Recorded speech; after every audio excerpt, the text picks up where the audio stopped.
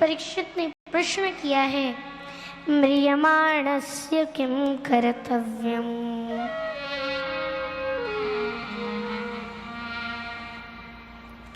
ये प्रश्न सुन करके शुकदेव जी महाराज बड़े प्रफुल्लित हैं, प्रसन्न हैं। बोले क्यों? वो इसलिए क्योंकि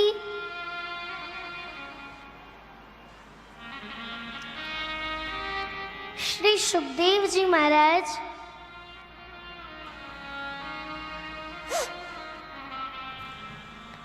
इसलिए प्रसन्न है क्योंकि प्रश्न ही इतना सुंदर है, मरने वाले को क्या करना चाहिए। अब मरने वाले कोई अकेले परीक्षित है क्या? ईमानदारी से उत्तर दीजिएगा, मरने वाले कोई परीक्षित हैं? परीक्षित नहीं है। पूरा ये संसार मरने वाला है, अकेले परीक्षित ही थोड़ी मरेंगे, पूरा ये संसार मरेगा। ये प्रश्न सुन करके इसलिए प्रसन्न हुए शुकदेव जी कि मरने वाले को क्या करना चाहिए। राधे राधे।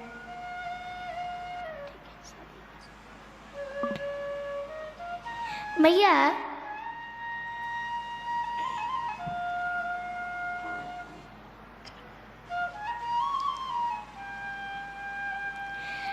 श्री शुकदेव जी महाराज प्रसन्न इसलिए हो रहे हैं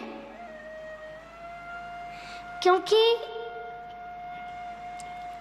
प्रश्न ही इतना सुंदर है, मरने वाले को क्या करना चाहिए, जो हमेशा मरता है उसे क्या करना चाहिए।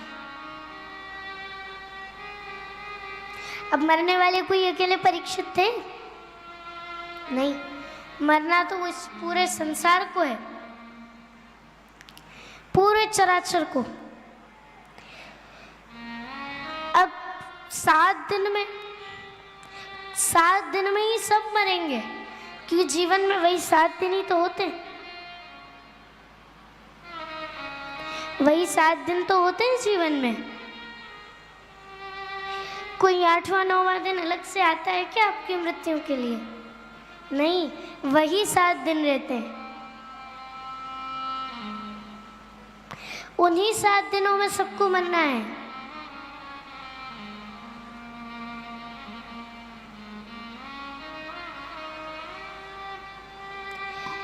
ये जीवन 2 दिन का मेला, पंछी जब भी उड़ा तो अकेला उड़ा।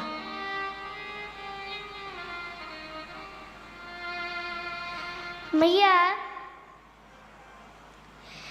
यहाँ आपके पास 7 ही दिन है। 7 दिन में या तो आप भगवान को प्राप्त कर लो, या तो संसार के पैरों की जूती बनकर रह जाओ।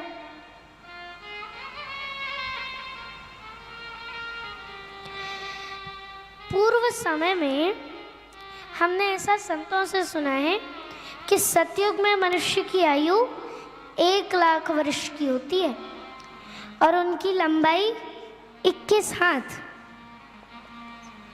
32 फीट होती थी। त्रेता युग में 10,000 वर्ष की आयु हुआ करती थी, लंबाई हो जाती थी 14 हाथ 21 फीट।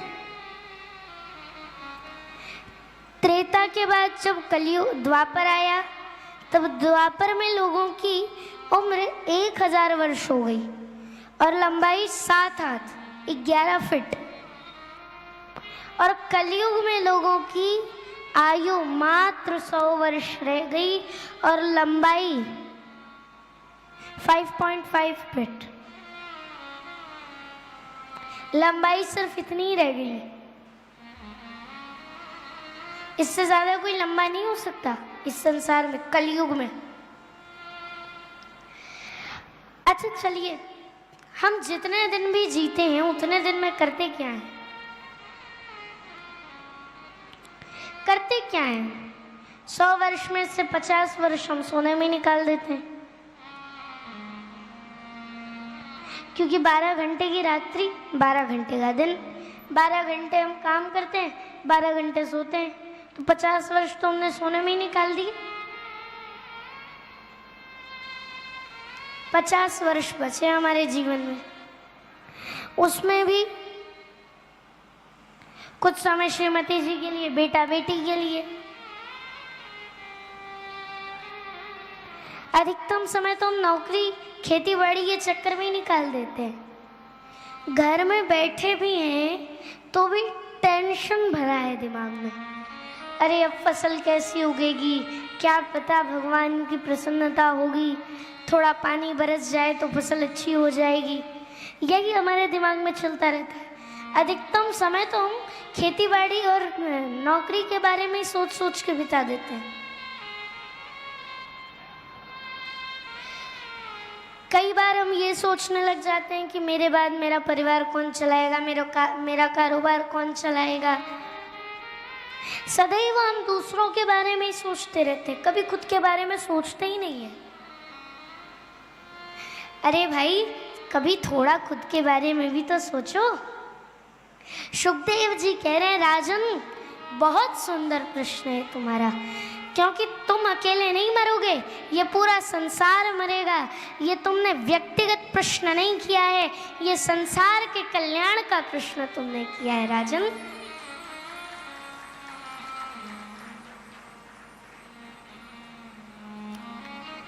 बड़ा सुंदर ये प्रश्न किया। सुखदेव जी कहते हैं, राजन देखो, व्यक्ति 100 वर्ष जीता है, उसमें से दिन भर तो उसका नौकरी चाकरी, पैसा कमाना, कुटुंब का पेट भरना इसी काम में निकल जाता है। और रात्रि में या तो विषय भोगों में डूबा रहता है या तो खर्राटे बजा के सो रहा होता है। यही काम है इस जीव के पास। निर्दया निद्रया ह्रियते नक्तम, रात को या तो सो रहा होता है या व्यवायेन चवावया, या विषय भोगों में डूबा रहता है रात्रि में, और दिवा चारते हया राजन, दिन में कुटुंब का भरण पोषण में लगा। अर्थ चा अर्थे, चार थे, चार थे तो च और अर्थ। अर्थ को लेने के लिए इधर उधर दिन भर भटकता रहता है और या तो कुटुंब का पेट भरता रहता है। कुटुंब भरणे नवा, या तो कुटुंब का पेट भरता रहता है या अर्थ कमाने के लिए इधर उधर भटकता रहता है। यही 2 काम मनुष्य करता है अपने दिन में और अपनी रात में। इसके अलावा कोई और काम नहीं है मनुष्य के पास। भैया, जीवन के 2 रास्ते हैं। आफ्टर एजुकेशन या तो आप वैराग्य ले लो, पर यदि गृहस्थ को चुना है तो फिर कर्म करो। हमारे शास्त्रों में 4 पुरुषार्थ बताए गए हैं। कौन से पुरुषार्थ? धर्म, दूसरा बताइए, जोर से बताइए, अर्थ, काम, मोक्ष। ये 4 हमारे पुरुषार्थ हैं। कहते हैं भगवान को प्राप्त करना हो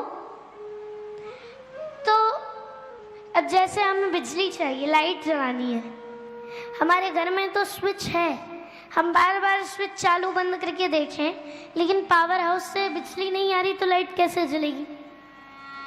भले हम 1 घंटे स्विच बंद चालू करते रहें, लाइट कैसे आएगी?